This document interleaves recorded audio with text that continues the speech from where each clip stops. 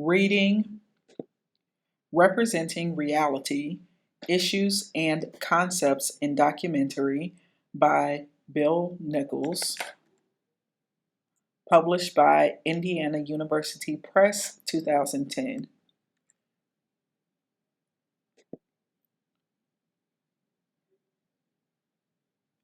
Preface.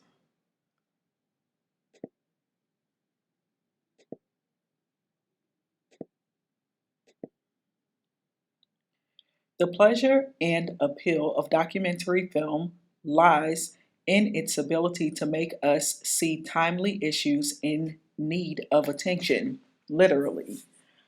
We see views of the world, and what they put before us are social issues and cultural values, current problems and possible solutions, actual situations and specific ways of representing them.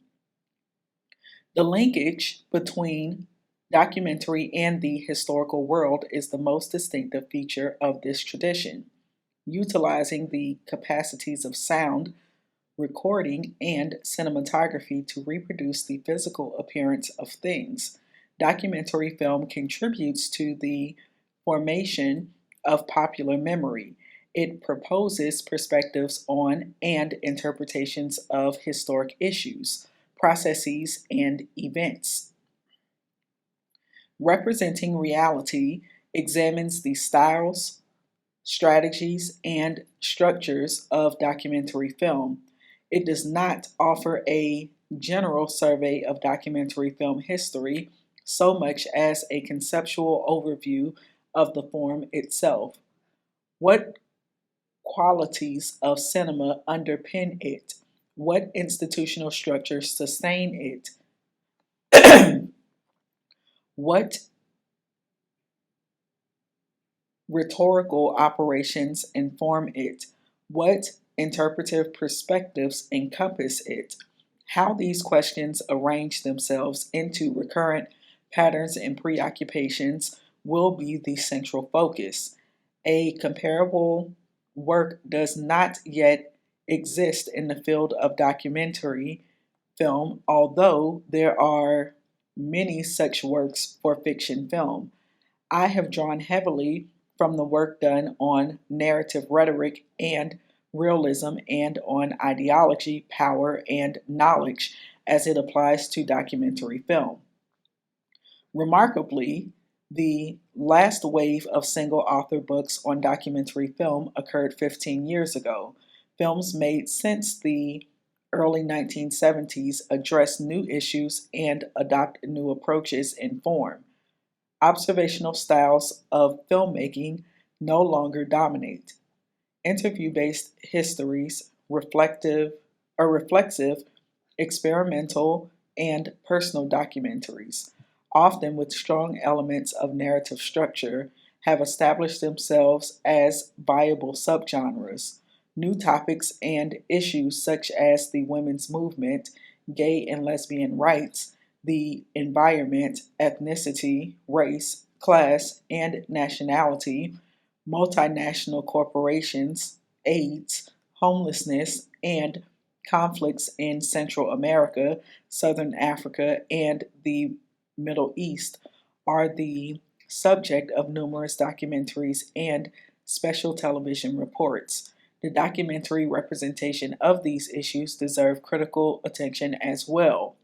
The absence of a book-length study of documentary film form remains a glaring omission in the fields of journalism, film, media, and cultural studies. The status of documentary film as evidence from the world legitimates its usage as a source of knowledge. The visible evidence it provides underpins its value for social advocacy and news reporting. Documentaries show us situations and events that are recognizably part of a realm of shared experience, the historical world as we know and encounter it, or as we believe others to encounter it. Documentaries provoke or encourage response, shape attitudes, and assumptions. When documentary films are at their best, a sense of urgency brushes aside our efforts to contemplate form or analyze rhetoric. Such films and their derivatives, television news and advertising, political campaign messages, propaganda, and pornography, have a powerful, pervasive impact. The status of documentary as discourse about the world draws less widespread attention. Documentaries offer pleasure and appeal while their own structure remains virtually invisible, their own rhetorical strategies and stylistic choices largely unnoticed. Quote, a good documentary stimulates discussion about its subject, not itself, end quote. This serves as many a documentarist motto, but it neglects to indicate how crucial rhetoric and form are to to the realization of this goal. Despite such a motto, documentary films raise a rich array of historiographic, legal, philosophic, ethical, political, and aesthetic questions. It is the patterns and preoccupations around these issues that Representing Reality addresses. Questions of structure and style alter and evolve, shift and adapt to changing social conditions, to the quasi autonomous history of the documentary film genre, as well as the immediate contingencies posed during the act of filming itself. It is the choices available for representing any given situation or event, choices involving commentary and interviews, observation and editing, the contextualization and juxtaposition of scenes, the or that raise historiographic, ethical, and aesthetic issues in forms that are distinct to documentary. What relationship between knowledge and pleasure does documentary film propose that differs from narrative fiction? Question mark. How shall oral histories or expert testimony be used? Question mark. What criteria should be brought to bear to govern objectivity? The selection and arrangement of facts, voices of authentication, and interpretive procedure? Question mark. What are the responsibilities of filmmakers to their audience and their subjects? Question mark. How should they account for their own presence and effect, not only behind the camera, but also in front of other people, as they build confidences that might be subsequently betrayed? Question mark. The absence of a substantial body of work engaged with these issues strikes as remarkable, despite the significant degree of commitment to a cinema of political contestation and social transformation among both filmmakers and critics since the late 1960s. The most explicitly political film form, documentary, has received negligible attention compared to the enormous outpouring of work on narrative fiction.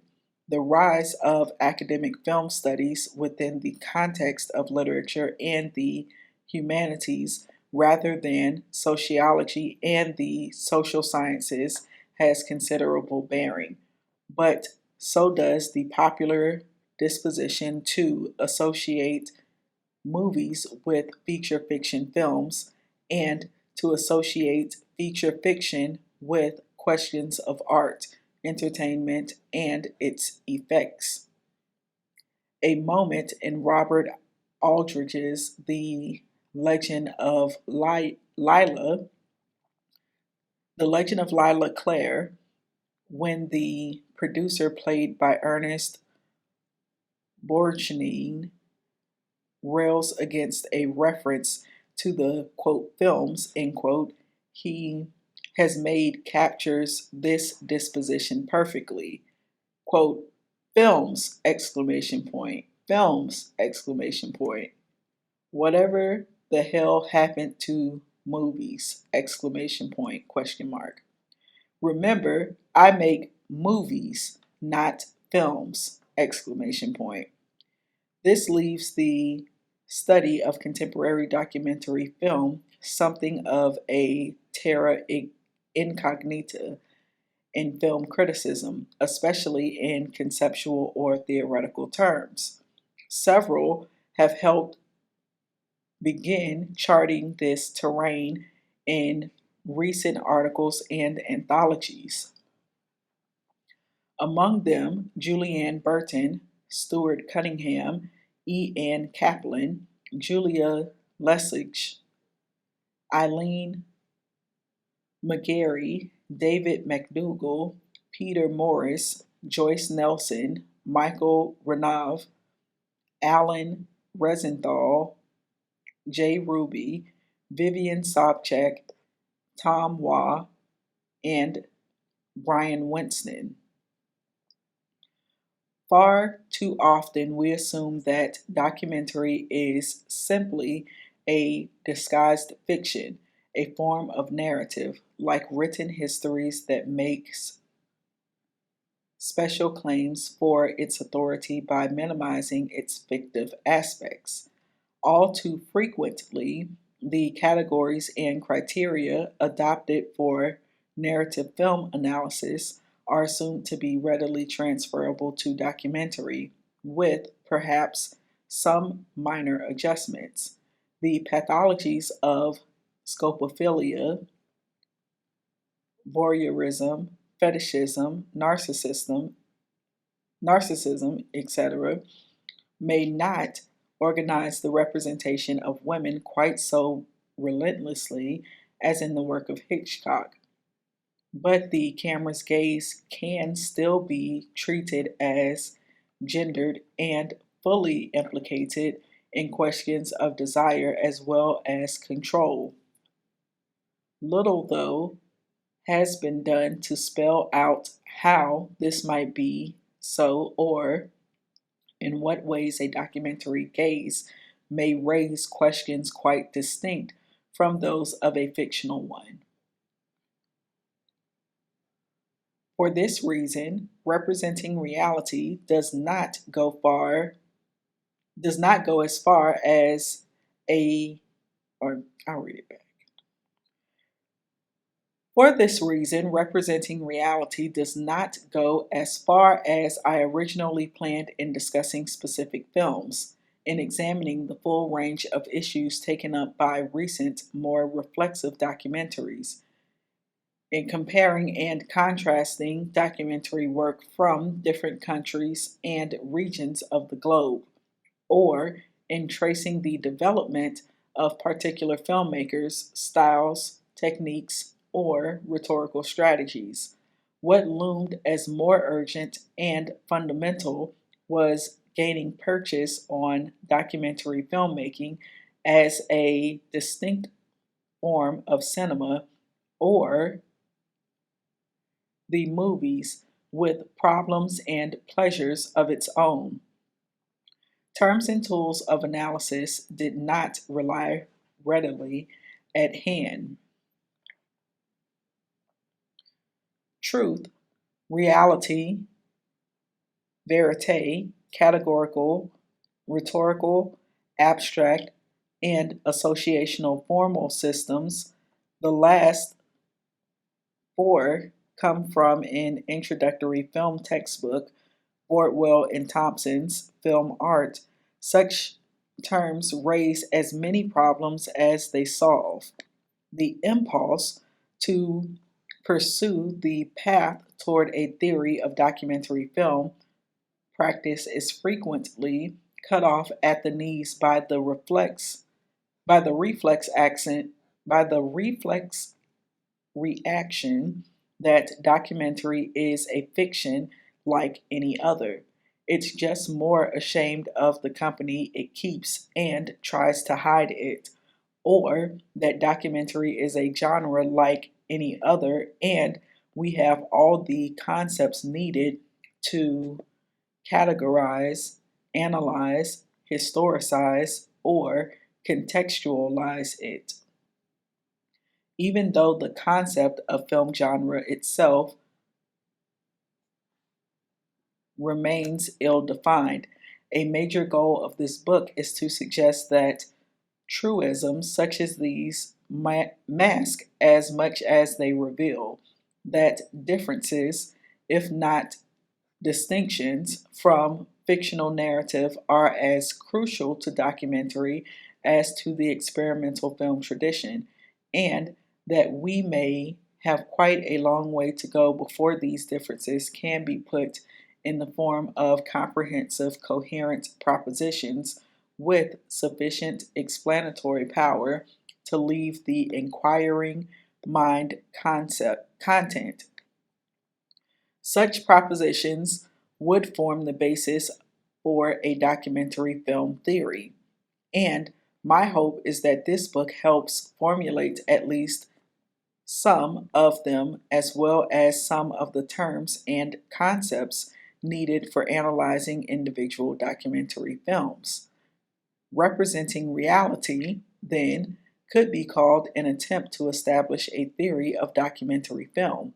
But I am somewhat uncomfortable with how the word, quote, theory, end quote, is commonly used in film study.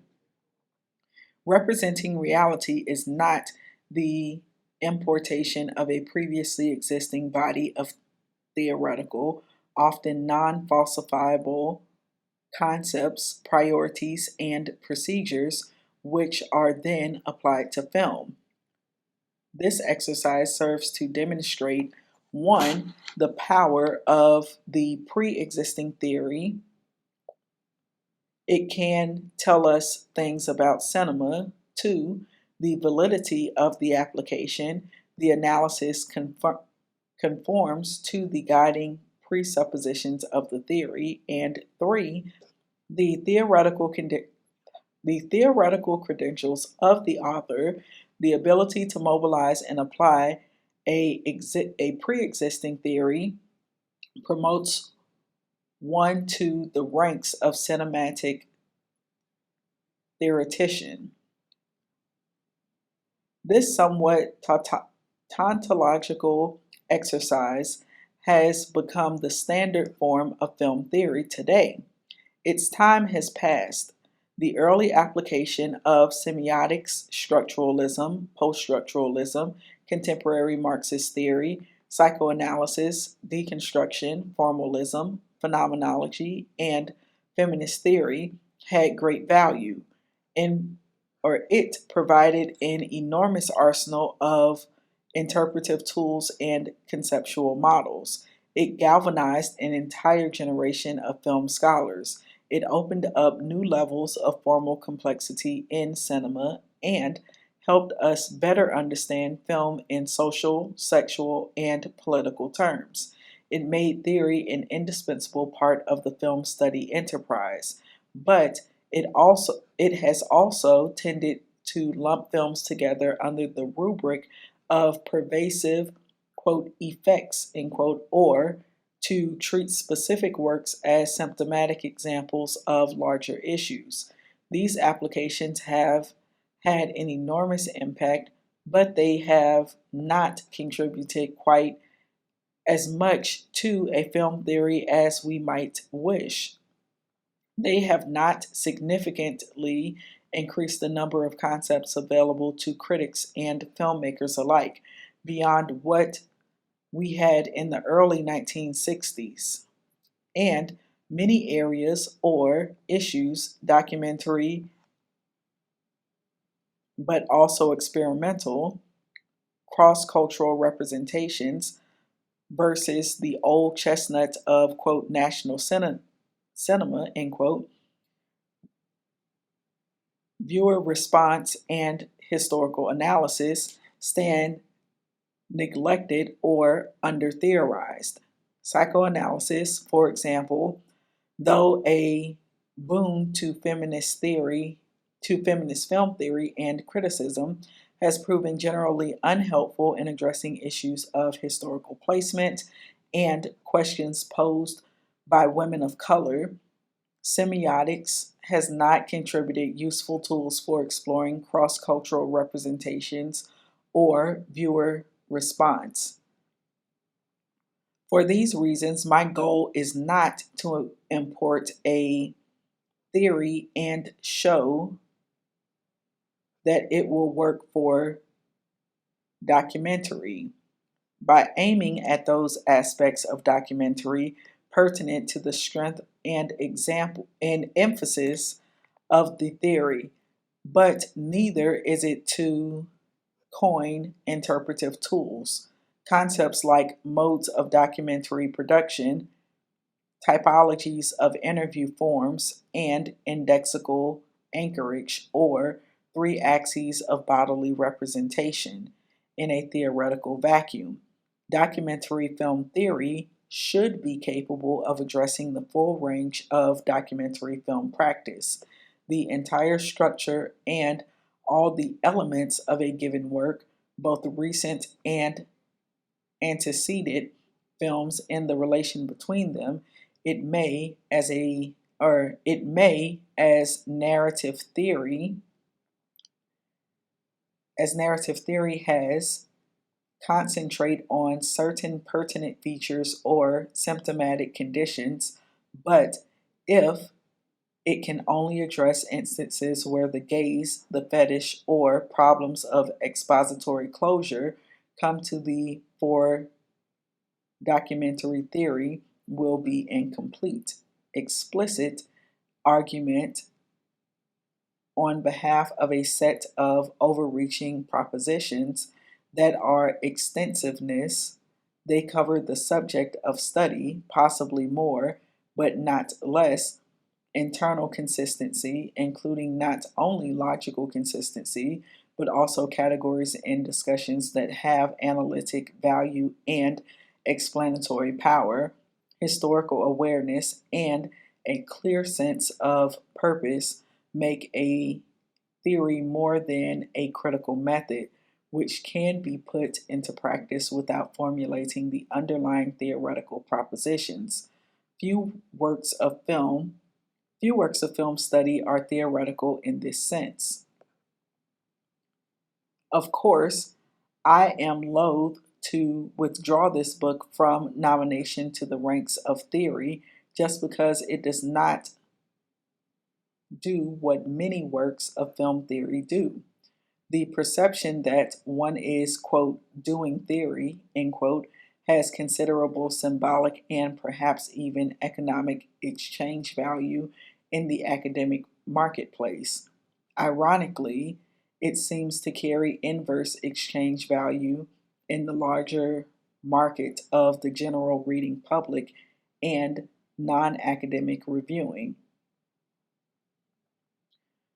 When asked by friends and acquaintances to describe this book, I avoid calling it a work of cultural theory. Quote, oh, you mean something like Eisenstein's relativity theory, question mark, end quote, or a poetics, quote, oh, I didn't know you could write a whole book in verse, end quote, or an anatomy of documentary criticism, quote, oh, question mark, end quote. Most often, I say it is about issues and concepts in documentary, different ways of making documentaries, the kinds of claims they make about society, the effects they have, and so on. Though, quote, theory, end quote, or, quote, poetics, end quote, would be helpful labels in other contexts, I do not intend a poetics of the neo-formalist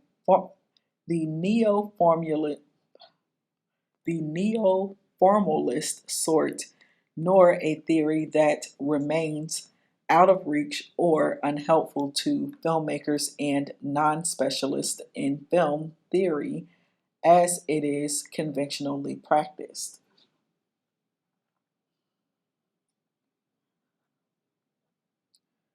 To theorize is to generalize, and yet documentary, like the individual work of fiction, holds theory at bay.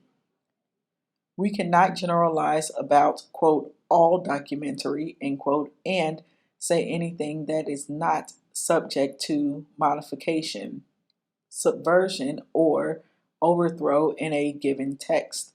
We cannot speak generally, ignoring the specific material effects of individual text, and say anything that will address the heart of the matter.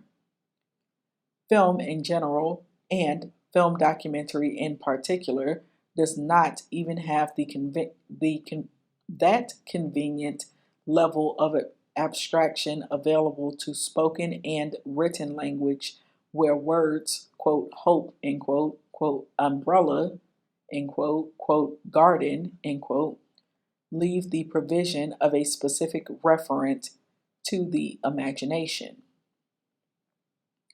Film signifiers come with images attached. They are images and sounds, and they are always concrete, material, and specific. What films have to say about the enduring human condition or about the pressing issue of the day can never be separated from how they say it, how this saying moves and affects us, how we engage with a work, not with a theory of it.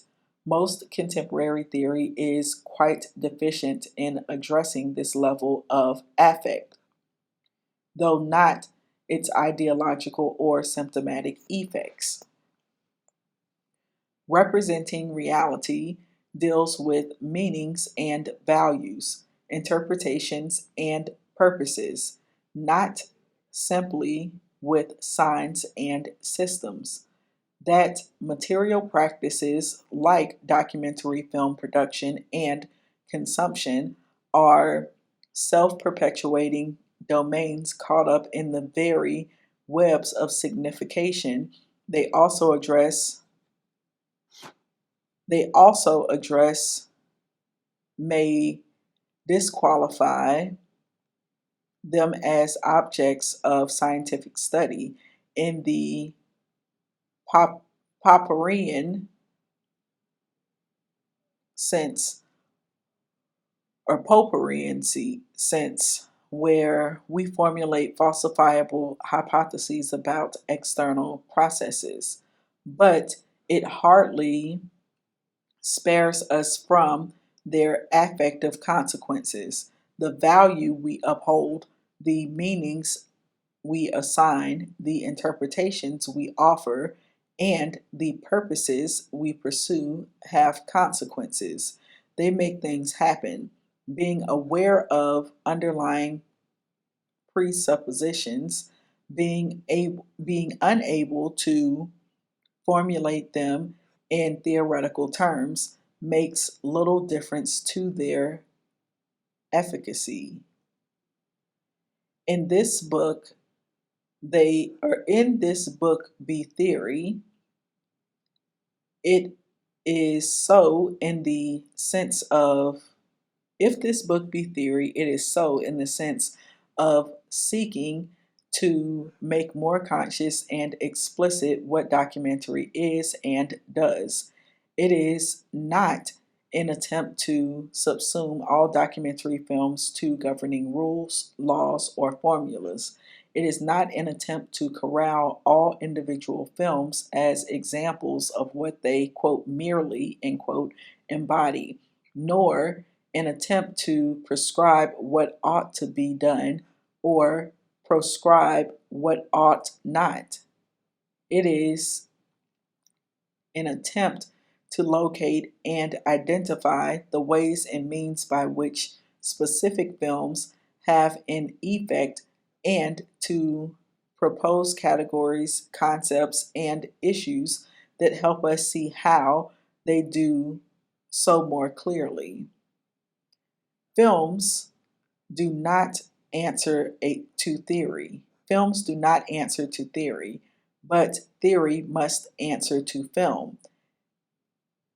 If it is so, or if it is to be more than idle speculation. In overview, representing reality has a three-part structure arranged in an ascending order of complexity.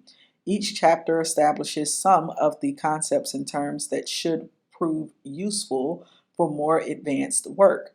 The latter chapters, more contentious, try to assess problems and tendencies within a broadly political perspective. Part 1, quote, Axes of Orientation, end quote, attempts to give the field of documentary film production a greater sense of definition. It addresses the following topics. Chapter 1, quote, The Domain of Documentary, end quote, takes up the problems of defining a form of filmmaking that makes distinct claims about its relationship to the historical world, but cannot be cleanly separated from the strategies of narrative or of the fascination of fiction. Institutional, textual, and audience-based definitions are examined. In Chapter 2, quote, Documentary Modes of Representation, end quote, four major modes of representation receive consideration. Expository, classic, quote, voice of God, end quote, commentaries, for example. Observational, which minimizes the filmmaker's presence. Interactive, where the filmmaker and social actors acknowledge one another overtly in conversation, participatory actions, or interviews, and reflexive, where the filmmaker draws the viewer's attention to the form of the work itself. Some of the philosophic, social, and aesthetic implications of each mode are drawn out.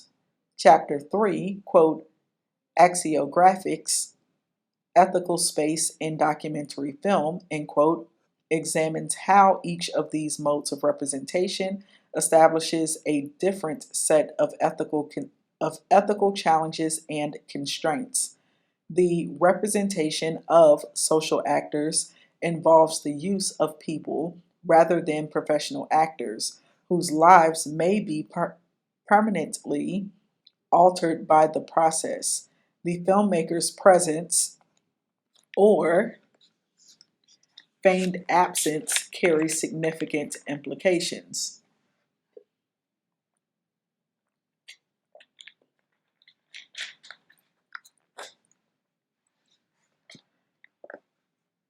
The organization of cinematic space, the placement of the filmmaker, the camera's proximity to subjects, the exclusion or inclusion of contextual information becomes the principal means by which ethical issues concretely manifest themselves in documentary filmmaking.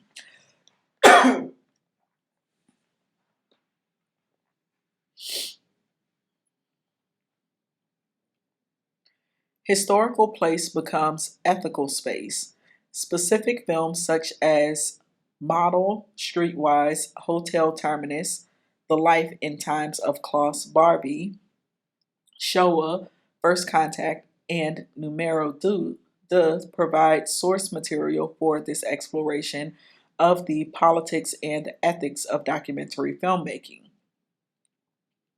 Part 2, quote, A fiction unlike any other, end quote, examines the differences between representing an imaginary world and the historical world, between telling a story and making an argument, between establishing subjective character identifications and establishing an impression of objectivity or responsibility toward a historical subject.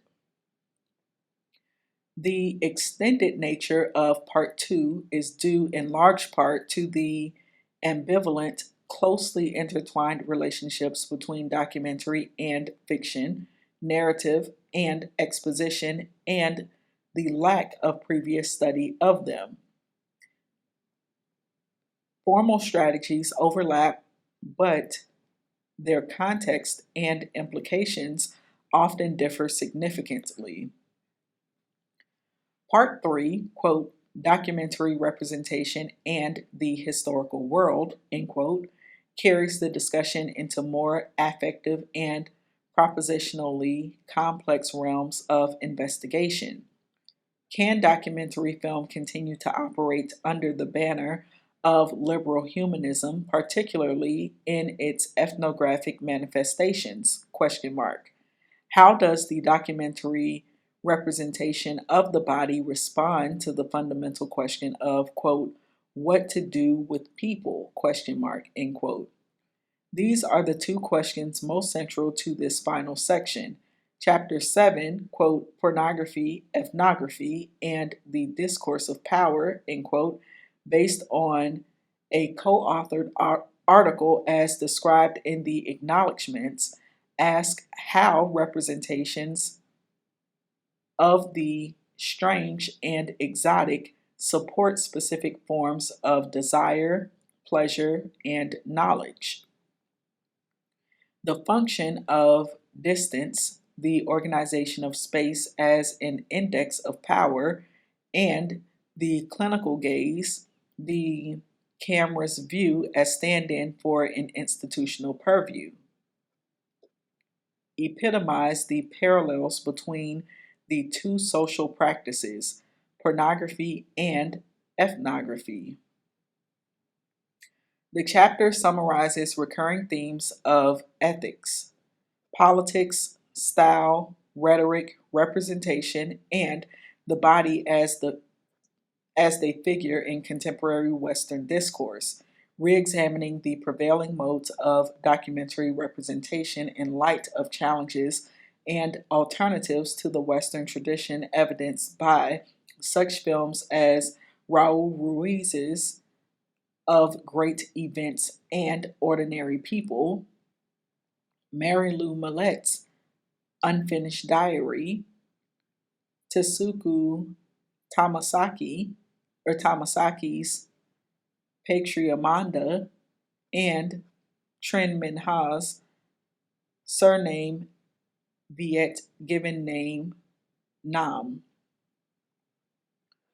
Chapter 8, quote, representing the body, questions of meaning and magnitude, end quote, offers a consideration of how the human gendered body can be represented in documentary as 1, a social agent, 2, a fictional character, and 3, a mythical figure. Films like Roses in December, Hard Metal's Disease, The Act of Seeing with One's Own Eyes, Our Marilyn, Speak Body, and Rosie the Riveter suggest ways of situating the historical person in recognizable tension with myths and stereotypes which evade the claims of historical contingency and human morality. Some documentaries open onto orders of magnitude they cannot contain. Historical contingency and human morality carry us beyond the realm of textual representation. The representation of the human body plays a crucial role in questions of magnitude. This concluding chapter explores how the documentary film experience can both be a force unto itself and move us beyond itself toward that historical arena of which it is a part. And I was reading the preface to Representing Reality, Issues and Concepts in Documentary by Bill Nichols.